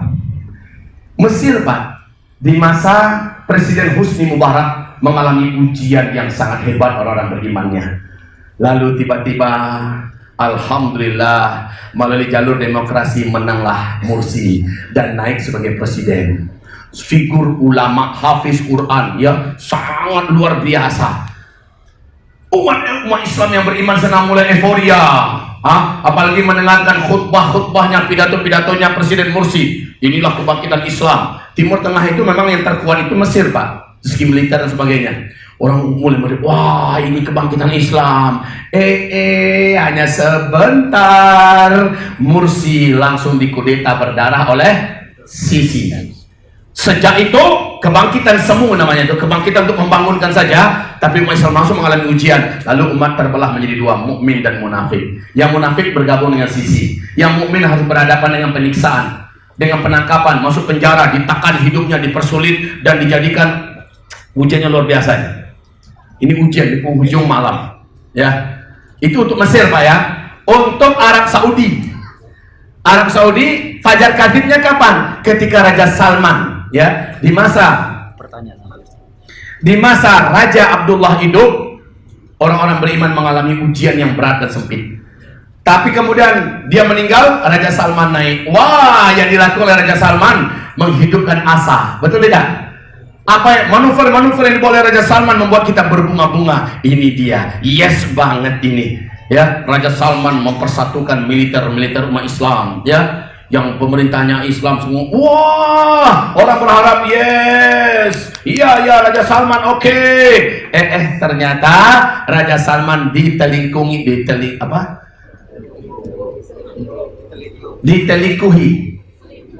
Ayo bahasa Indonesia yang benar.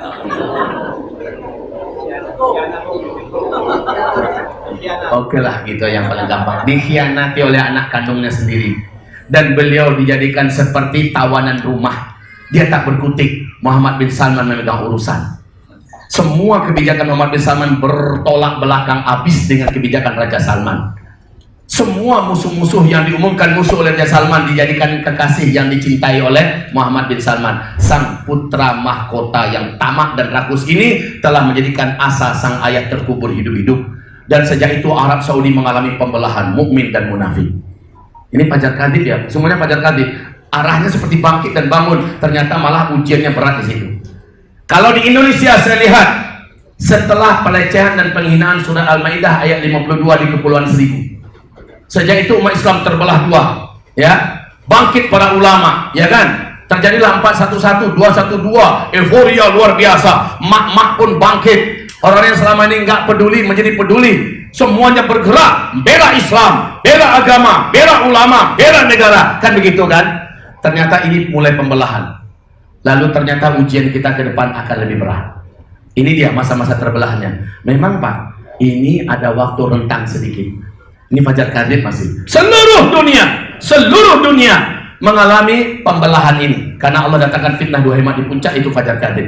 Fajar shadiqnya kapan? Coba jawab, kapan fajar shadiqnya? Kapan fajar shadiqnya? ketika nanti kita mendengar Imam Mahdi dibaiat di depan Ka'bah, itu baru fajar shadiq. Berarti imam sudah siap untuk memimpin kita. Ibarat sholat subuh sudah siap, ada imamnya. Paham? Azan dikumandangkan, Al-Mahdi sudah muncul, Al-Mahdi sudah dibaiat, maka bangkitlah orang beriman berduyun-duyun berbaiat, siap untuk berjamaah dengannya. Paham sekarang? Itulah dia fajar shadiq. Biar Bapak Ibu paham. Dan tanda-tanda ini sudah semakin dekat. Sudah semakin dekat. Oke, kemudiannya apa lagi? Nah, ini dia. Rasulullah bersabda sallallahu alaihi wasallam, Al-Mahdi nanti akan muncul ketika seorang pemimpin Mekah Madinah meninggal dunia, 3 pangeran di belakangnya berkelahi memperebutkan kekuasaan memimpin Mekah Madinah. Tidak seorang pun dari mereka yang akan memimpin Mekah Madinah, karena Mekah Madinah nanti akan dipimpin oleh keturunan kandungku Al-Mahdi. Sekarang Raja Salman sudah kehilangan pengawal pribadi terkuat dan terbaiknya. Siapa namanya? Mayor Jenderal Abdul Aziz Al-Bagham. Tanggal 29 September 2019, ya, hari Sabtu di Jeddah. Berita yang menyebar ke kita, dia ditembak di rumah kawannya, dan itu berita hoax. Menurut sumber-sumber berita dari Eropa, dari Amerika, yang benar adalah Mayor Jenderal Abdul Aziz Al-Bagham ini sedang baku tembak demi melindungi, ada rencana pembunuhan Raja Salman. Dia tampil dengan bala tentara terdekatnya melindungi dia, termasuk yang kena tembak. Jadi ada beberapa kali upaya pembunuhan Raja Salman. Sekarang manusia terbaik James Bond abad 20-21 ini sudah meninggal dunia. Sementara di belakangnya ada 3 pangeran yang siap untuk saling berbunuh-bunuhan, dan mereka memegang militer di Arab Saudi. Mereka memegang power yang tidak sedikit. Siapa mereka? Anak kandung Raja Abdullah dulu, yaitu Pangeran Mut'im bin Abdullah, kemudian Pangeran Muhammad bin Salman, dan Pangeran Khalid bin Talib. Ini 3 orang ini sedang perang dingin. Mereka hanya nunggu Raja Salman meninggal, lalu mereka akan saling berkelahi, berbunuh-bunuhan. Tidak seorang pun dari mereka akan memimpin Mekah Madinah, kata Rasulullah, tetapi akan memimpin Mekah Madinah nanti kembali pada Al-Mahdi. Ustaz yakin banget tuh Ustaz. Bagaimana kalau bukan sekarang ini Ustaz? Saya katakan kalau bukan sekarang, maka saya akan bersyukur kepada Allah. Alhamdulillah. Tapi kalau ia sekarang, maka apa yang saya sampaikan ini kunci daripada penyampaian saya. Ayo Bapak Ibu, kita buat plan yuk. 2 plan sekaligus, plan jangka dekat dan plan jangka panjang. Jangka panjangnya seolah dunia ini masih lama, jalankan segala satunya seperti biasa, normal, dan jalani dengan cita-cita yang normal, oke? Tapi plan jangka pendeknya, kalau huru hara terjadi, meteor jatuh, dukhon pun menimpa, gimana kita? Apa persiapan kita? Itu dipersiapkan sekarang. Kalaupun terjadi, kita udah siap. Nggak terjadi, alhamdulillah. Persiapan kita terkuat di akhir zaman ini adalah iman yang diperkuat, akidah yang diperkokoh, tauhid yang diperlurus, amal soleh yang diperbanyak. Ini dia persiapan terkuat kita di akhir zaman. Baru nanti tempat, di mana tempat kita berkumpul nanti, di mana nanti kita orang-orang beriman nanti berada dan menyatu segala macamnya. Itu baru, ya. Baik Bapak Ibu yang kami muliakan. Jadi ini 3 pangeran di KSA, 3 pangeran KSA. Nah, kita tinggal menunggu Raja Salman besok ini meninggal nggak menjelang Ramadan. Apakah dengan cara dibunuh atau dengan cara normal? Saya nggak tahu. Kalau tidak meninggal, alhamdulillah. Ayo kita doakan Raja Salman, ya Allah lindungi beliau ya Rabbana. Kita doakan beliau karena beliau adalah lelaki mulia yang memuliakan ulama, mencintai Islam, ahlus sunnah wal jamaah sejati, pencinta sunnah, fanatik pada sunnah, dan beliau hafiz Quran. Beliau punya prinsip, tapi sayang beliau dikhianati oleh anak kandungnya sendiri. Kita doakan beliau. Oke, 3 pangeran. Nah, setelah itu baru terjadi gempa-gempa di Arab Saudi. Nih, gempa-gempa KSA. Gempa KSA.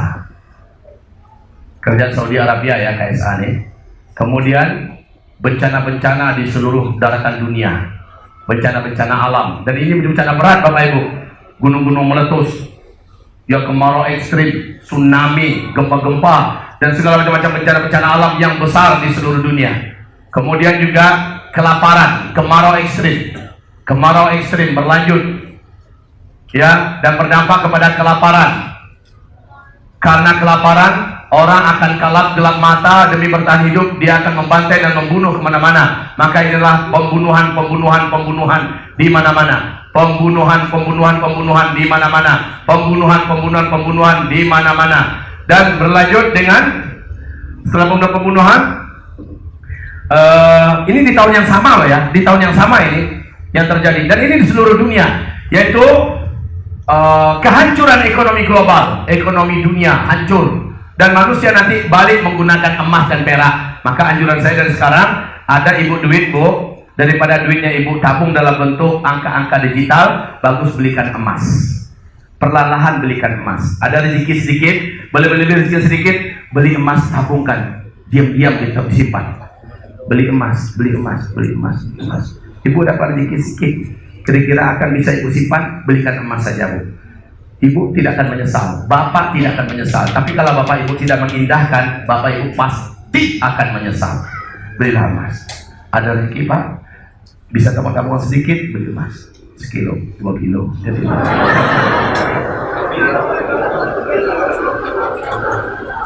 kenapa aku ketawa? Kebanyakan. 1 kilo itu berapa lah segini cuma?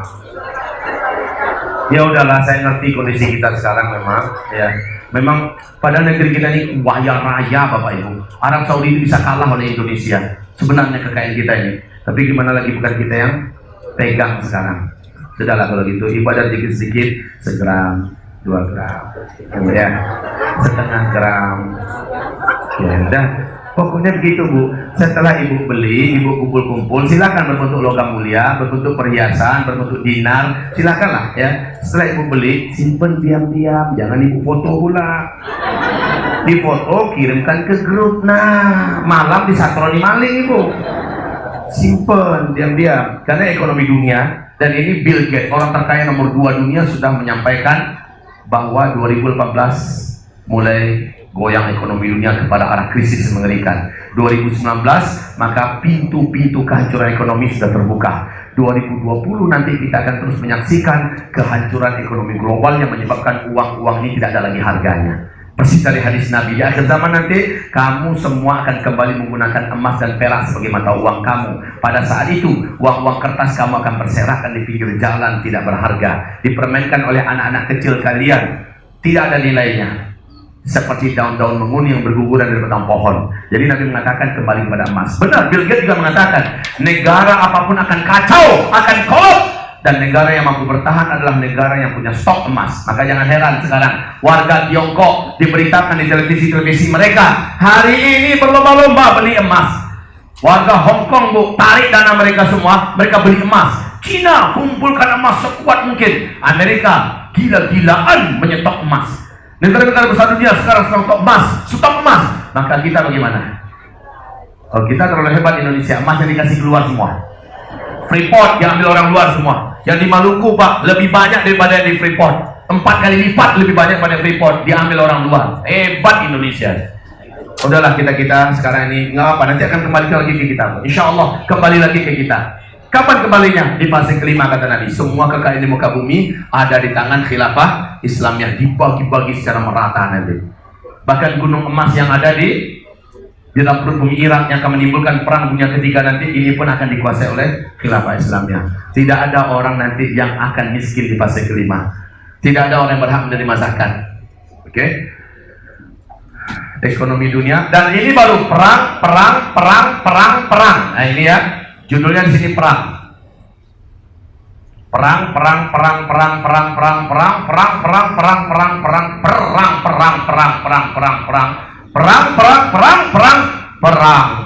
darah di mana-mana, nyawa melayang di mana-mana, tidak bisa dielakkan. Sehingga kata Rasulullah sallallahu alaihi wasallam, pada fase kelima jumlah lelaki dibandingkan wanita 1 berbanding 50. 50 wanita, 1 laki-laki. Pada kemana kaum laki-laki perginya? Di penghujung fase keempat ini, dunia akan menyaksikan seluruh negara dalam kondisi perang dan berbunuh-bunuhan. Kalau perang biasanya yang dilarikan dan diselamatkan siapa? Ibu-ibu. Yang ngadepin perang siapa? Kami. Ya Pak? Bapak di fase kelima, semua yang punya ambisi yang tak tersalurkan silahkan di fase kelima. Bismillah lah. Nanti ibu-ibu pun akan menuntut, Pak. Ibu-ibu akan menuntut. Jangan kalian saling. Nikahi kami yang kedua. Nanti kalau sekarang langkahi mayatku. Gitu. Kalau nanti nikahi kami yang ketiga, yang keempat, begitu, Pak. Tapi karena jumlahnya 1 berbanding 50, kemungkinan yang punya semangat ini udah di alam barzakh. Ya. Ya. Oke, Bapak Ibu yang muliakan. Nah, baru penghujungnya nanti ini ya.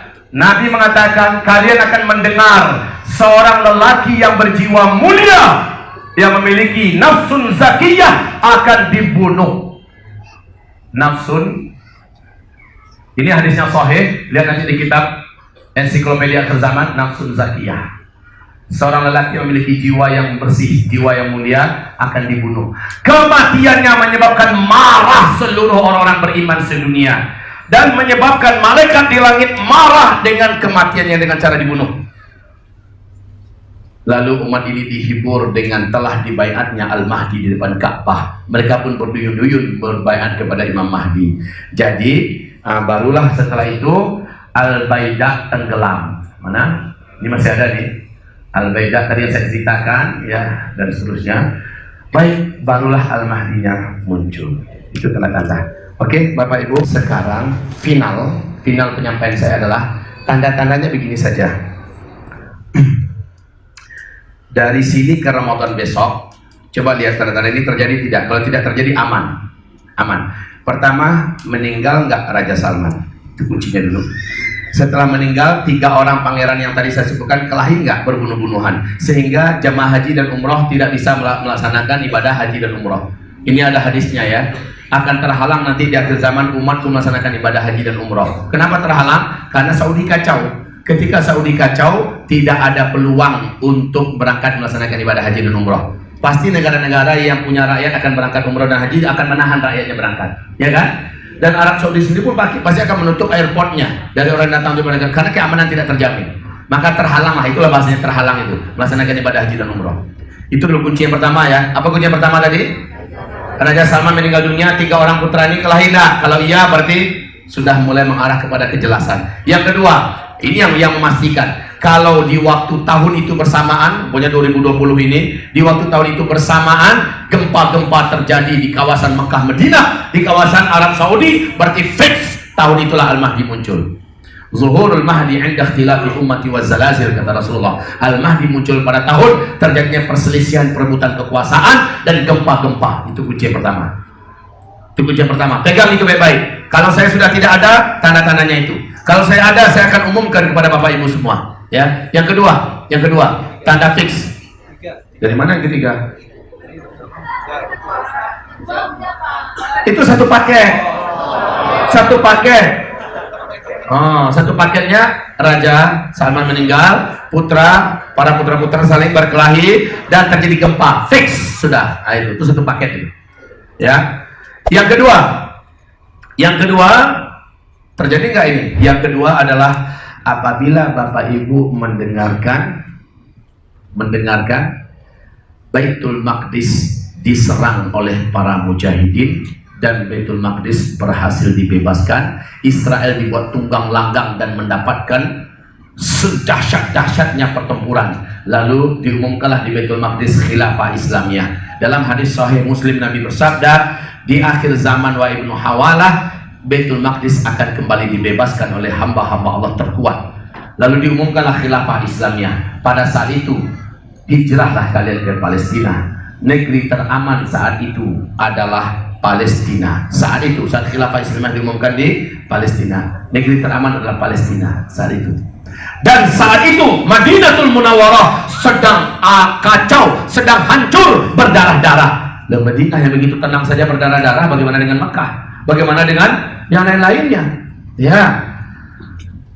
Dan apabila khilafah Islamnya sudah diumumkan di Baitul Maqdis Palestina, nanti pada masa itu gempa-gempa besar terjadi di mana-mana, bencana-bencana alam, peperangan terjadi di mana-mana. Demikian sabda Rasulullah Sallallahu Alaihi Wasallam. Berarti ini indikasi yang kedua, fix pada tahun itu.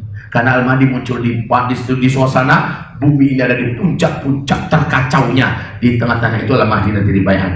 Al-Mahdi dimunculkan oleh Allah sebagai si tawasi dingin, kalau kata orang Padang. Tahu si tawasi dingin? Ya tahu. Saya terjemahkan ya. Sebagai penawar segala kekacauan yang ada di muka bumi. Penawar perang, penawar bencana alam, penawar kehancuran ekonomi dan segala macamnya. Al-Mahdi muncul, dia yang akan menertibkan semuanya. Masya Allah. Yang ketiga ya, yang ketiga kan, yang ketiga ini adalah tanda final, tanda puncak. Kalau ini terjadi, tidak dikeragui lagi. Pada tahun itu berarti Imam Mahdi nanti keluar diawali dengan hantaman meteor. Diawali dengan hantaman meteor. Apa itu tanda ketiga? Apabila di langit dunia apabila langit dunia kita ini dikelilingi oleh bintang berekor, kata Rasulullah, selama 3 hari sampai 7 hari. Selama 3 hari sampai 7 hari. Jika sudah kita lihat seluruh mata di bumi bisa menyaksikannya, maka kata Rasulullah, larilah kalian. Nah, kalimat larilah kalian itu selamatkanlah diri kalian dan bawa keluarga. Persiapkan makanan yang bisa bertahan selama 1 tahun. Dan yang mengamalkan hadis ini sekarang adalah Amerika, Australia, Rusia, ya. Ini yang oke. Alhamdulillah. Pengumuman total yang bisa terkumpul tadi adalah 19.201. Alhamdulillah. Alhamdulillah. Berarti kalau 23 juta pas itu 10 meter, ya. Seandainya ada 4 juta lagi pas 10 meter. Ustadz pukul 11 kita stop. Jangan lupa kasturi Ustadz. Ini pertanyaan. Jika jika resesi ekonomi terjadi dan uang kertas tidak berlaku lagi karena resesi di mana-mana, bagaimana pemerintah membayar gaji pegawai negeri, polisi dan tentara? Jika mereka tak dibayar, siapa yang melayani masyarakat, menjaga keamanan? Makanya kekacauan itu terjadi di mana-mana karena uang nggak laku. Mau digaji gimana? Siapa yang melayani? Semuanya kacau. Itu disebut dengan kharab. Ini yang disebut dengan chaos di mana-mana. Pertumpahan darah. Kan sudah saya tulis di sini, ha. Lengkap nih, kelaparan, pembunuhan, kehancuran ekonomi, perang, kan begitu kan? Ya. Oleh karena itu kita butuh satu tempat di mana orang beriman berkumpul. Di tempat itu di hari-hari chaos. Kalau 3 tanda tadi terjadi, kita sudah layak berkumpul ke atas, ke daerah perbukitan yang sudah kita kapling-kapling. Itulah disebut dengan perkampungan akhir zaman yang hanya boleh dihuni oleh orang beriman yang bertakwa. Dari sekarang siapkan tempat-tempat itu dari sekarang. Dan saya sudah bantu Bapak Ibu. Ada beberapa titik di Indonesia yang sudah saya sebutkan. Silakan merapat ke sana. Bapak Ibu sanggupnya di mana? Merapatlah di situ. Ambil kaplingannya, mulai bangun tempat kita di situ. Ya, mulai siapkan segala sesuatunya di sana. Saya hanya mampu menyampaikan. Nanti saya sampaikan insya Allah Taala. Sampai di mana terakhir tadi? Ini udah jam 11. Jadi agar saya jangan disiksa oleh jam, saya minta waktu sampai saya selesai. Ini terima kasih sahabat-sahabatku yang setia, saudara-saudaraku yang kucintai. Kalian luar biasa sudah mendampingi saya dengan disiplin. Luar biasa Pak. Saking disiplinnya, saya merasa saya sedang berjihad dalam dakwah kali ini. Nggak ada waktu yang pas untuk istirahat. Dan saking disiplinnya. Dan jempol 2 nih untuk sahabat-sahabat kita yang menjadi IO Uzma di Jakarta, Jabodetabek. Bini saya saja yang kasihan bawa bayi. Tapi saya lihat dia sabar dan tabah. Katanya, udah kami menikmati. Udah jangan terlalu pikir. Masya Allah. Ini baru istri-istri solehah. Alhamdulillah. Ya Ibu, sampai demikian dulu. Mari kita baca sama-sama surat Wal Asri. Kita baca sama-sama. أعوذ بالله من الشيطان الرجيم بسم الله الرحمن الرحيم والعصر إن الإنسان لفي خسر إلا الذين آمنوا وعملوا الصالحات وتواصوا بالحق وتواصوا بالصبر. اللهم ارحمنا بالقرآن وصدق الله العظيم. Baca doa kafaratul majlis, kata Rasulullah, siapa yang baca ini sebelum dia berdiri dari tempat duduknya masing-masing, Allah gugurkan seluruh dosa-dosa kecil yang ia perbuat sebelum itu. Mari sama-sama kita baca. Subhanakallahumma wa bihamdika asyhadu an la ilaha illa anta astaghfiruka wa atubu ilaik. Wabillahi taufik wal hidayah. Mohon maaf lahir dan batin. Malam tadi saya dengar kabar ada yang punya anak kecil sampai menangis minta foto dengan saya. Kalau memang iya, bawa kemari foto dengan saya. Sampai nangis anaknya malam tadi minta pengen foto sama Ustaz. Jadi kalau mau datang sekarang silakan bawa. Demikian dulu dari saya, mohon maaf dan batin. Bapak Ibu, kita berjumpa kembali insya Allah di pertemuan yang akan datang.